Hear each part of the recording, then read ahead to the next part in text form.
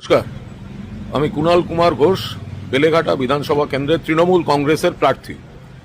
তো কাল যে ক্ষুদিরাম অনুশীলন কেন্দ্রে এই কাউকে না জানিয়ে স্ট্রং রুম খোলার যে অভিযোগ হয়েছিল, তার পরিপ্রেক্ষিতে আজ শনিবার সকালে আমি এসেছি।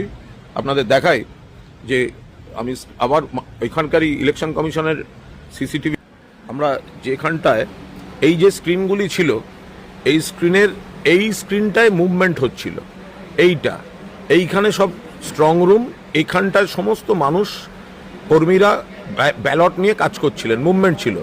এই মুহূর্তে আমরা তারপর বলার পর এই মুহূর্তে এই মুভমেন্টটা নেই, এখানে সব কাজ হচ্ছিল। আমাদের অনুপস্থিতিতে, প্রার্থী এবং এজেন্ট তার অনুপস্থিতিতে এটা খোলা হয়েছিল এই ঘরটাকে, এবং এই ঘরেই রয়েছে কিন্তু সব স্ট্রং রুমগুলো।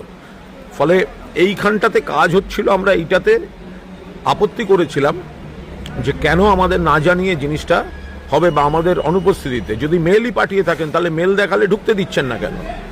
তো আজ এই মুহূর্তে পরিস্থিতি, তাতে সকালে আমাদের এখানকার তৃণমূল কর্মী, তিনিও মনিটরিংয়ে রয়েছেন, অভিজিৎ মনিটরিংয়ে রয়েছেন।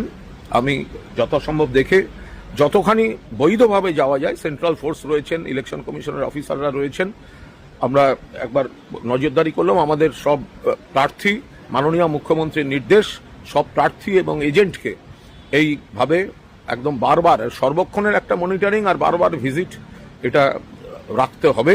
তো এখানে আবার এই পোস্টাল ব্যালট যেহেতু বলেছেন, তো পোস্টাল ব্যালট আবার একটা মুভমেন্টের সম্ভাবনা আছে। আমার এজেন্ট অয়ন চক্রবর্তী থাকবেন, বা অন্যান্যদের যারা আছেন অথরাইজড, যে আবার একটা বিকেলের দিকে মুভমেন্ট হতে পারে, যেটা শোনা যাচ্ছে। তো ফলে সেগুলো আমরা কড়াভাবে নজর রাখবো। কিন্তু এসব করে তৃণমূলকে কিছু করা যাবে না।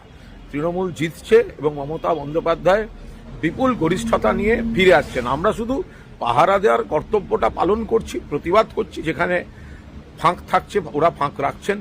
তো ফলে সেই জন্য বিজেপির একটু চিড়বিড় করছে, সে আর কিছু করার নেই। আমরা আমাদের কর্তব্য পালন করছি।